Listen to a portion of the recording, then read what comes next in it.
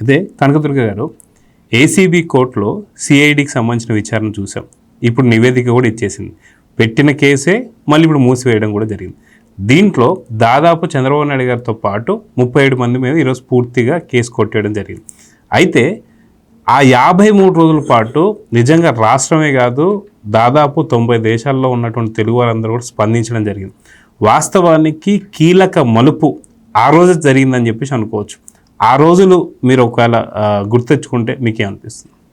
అంటే ఇక్కడ ఇంకొక విషయం ఫస్ట్ చెప్పుకోవాలండి.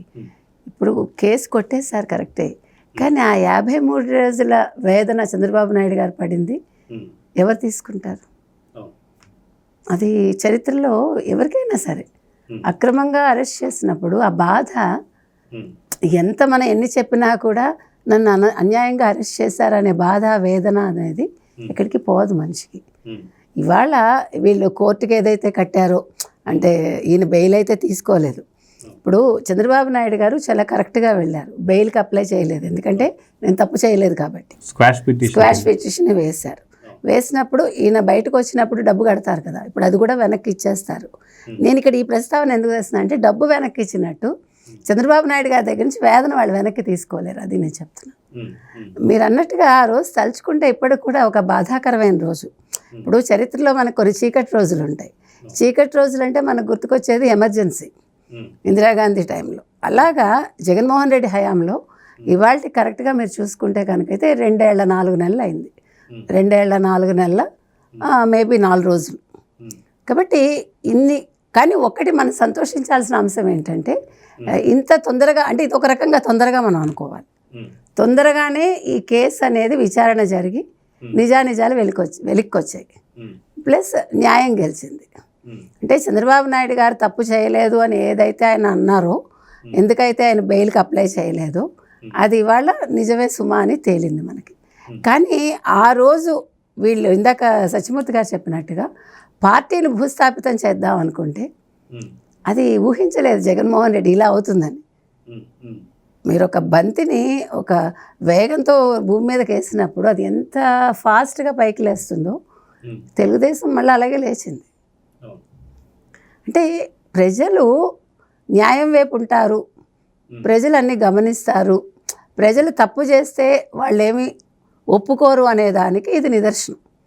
అంటే సెప్టెంబర్ 9, 2023 అనేది వాళ్ళకి చరిత్రలో గొప్ప రోజు అనుకుని ఉండొచ్చు వైసీపీ, వీళ్ళకి చీకటి రోజు అనుకుని ఉండొచ్చు, కానీ చీకటి రోజు కాదు.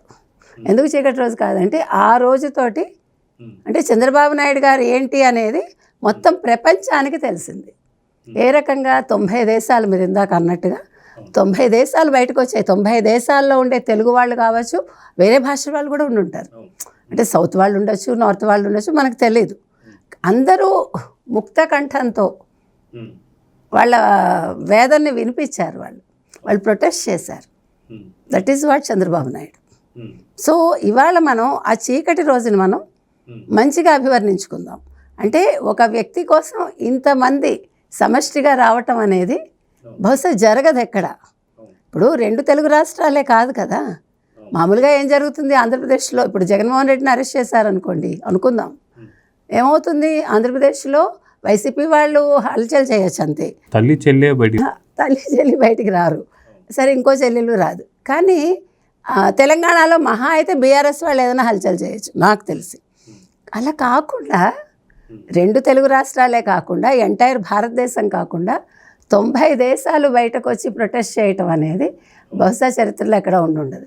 ఇంకొకటి, ఏ కేటీఆర్ అయితే అన్నారో మీరు వెళ్ళి మీ రాష్ట్రంలో చేసుకోండి మీ ప్రొటెస్ట్లు, ఇక్కడ కాదు నైటీ వాళ్ళని, ఆ పార్టీ కూడా ఇక్కడ నేలమట్టమైంది.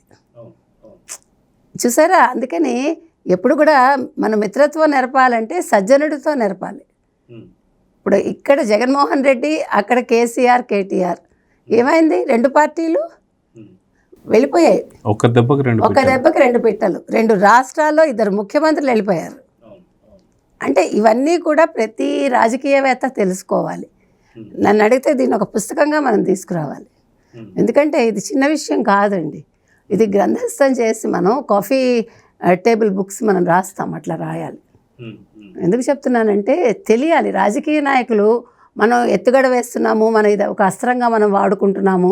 ఒక మనిషిని మనం కేసు పెట్టేశాము, 37వ అక్యూజ్గా చంద్రబాబు నాయుడిని చేర్చేసాము. పిచ్చితనం కాకపోతే ఏంటి? ఎట్లా చేరుస్తారు మీరు? అసలు అంతవరకు పేరు లేదు అక్కడ, మళ్ళీ ఎలా చేర్చేస్తారు మీరు? అది మీ బుద్ధి లేనితనం కదా. అంటే ఇప్పుడు సపోజ్ ముఖ్యమంత్రిగా జగన్మోహన్ రెడ్డి ఆ రోజు ఉన్నారండి, ఇందాక అతను ఎవరు సంజయ్ ఉన్నారండి. సంజయ్ చెప్పగానే ఆయన వినేస్తాడా? అంటే ఆయనకి బుర్ర పనిచేయదా జగన్మోహన్ రెడ్డికి? ఎత్తేయండి అంటే వీళ్ళు ఎత్తేస్తారు. ఆయనకైనా ఉండాలి కదా బుద్ధి. దీని లాంగ్ రన్లో దీని ఇంపాక్ట్ ఏంటి అనేది రాజకీయ నాయకుడు తెలుసుకోవాలి. సో ఇక్కడ మీకు జగన్మోహన్ రెడ్డి రాజకీయ నాయకుడిగా పనికిరాడు అనేది కూడా తేటతెల్లమైంది. అంటే హీ డజంట్ హ్యావ్ ఎనీ, ఆయనకు ఉండే ఒక గోల్ ఏంటి? చంద్రబాబు నాయుడిని అరెస్ట్ చేయించాలి. చంద్రబాబు నాయుడు అరెస్ట్ అయితే ఆయన ఆనందపడాలి, తద్వారా తెలుగుదేశం భూస్థాపితం అవ్వాలి. కానీ ఇక్కడ ఏదీ జరగలేదు. ఇవాళ జగన్మోహన్ రెడ్డి కళ్ళల్లో ఒక విషాదం చోటు చేసుకుని ఉంటుంది. ఒక 53 రోజులు ఆనందపడ్డ వ్యక్తికి ఇప్పుడు జీవితకాలం విషాదం మిగులుతుంది. ఎందుకంటే మొత్తం కేసు కొట్టేశారు, క్లీన్ చిట్ ఇచ్చారు, అసలు ఏ రకంగానూ ఏమీ 371 కోట్లు ఎక్కడా జరగలేదు, స్కామ్ జరగలేదు. అక్కడ స్కిల్ డెవలప్మెంట్లో స్కామ్ అనేది లేదు, స్కిల్ డెవలప్మెంట్ ద్వారా తెలుగుదేశం పార్టీకి జరిగిన లబ్ధి ఏమీ లేదు, ₹1 కూడా రాలేదు అనేది తేలిందంటే ఇంతకంట ఈ సంవత్సరం సంక్రాంతికి పెద్ద కానుక చంద్రబాబు నాయుడు గారికి ఇంకోటి ఉండదు. 2026 ఇవాళ నారావారిపల్లెలో వారు చాలా చక్కగా సంక్రాంతి చేసుకోవచ్చండి. అది కూడా ప్రజా దర్బార్ నిర్వహిస్తున్నారు వారు. సో ప్రజా దర్బార్లో ఈ విషయాన్ని వారు తేటతెల్లం చేయాలి ప్రజలకి. ఎందుకంటే ఇది తెలియాలి అందరికీ. ఎందుకంటే ఒక వ్యక్తి తప్పు చేయనప్పుడు ఇన్ని సంవత్సరాలు ఆయన వేదన ఉంటుంది కదా మనసులో, అది ఇవాళ పట్టాపంచలు అయింది కదా, అది ప్రజలకు తెలియదు. చెడు ఎంత తొందరగా వెళ్తుందో మంచి కూడా అంత తొందరగా ప్రజల్లోకి వెళ్ళాలనేది నా ఉద్దేశం. Please subscribe to Leo news for more videos.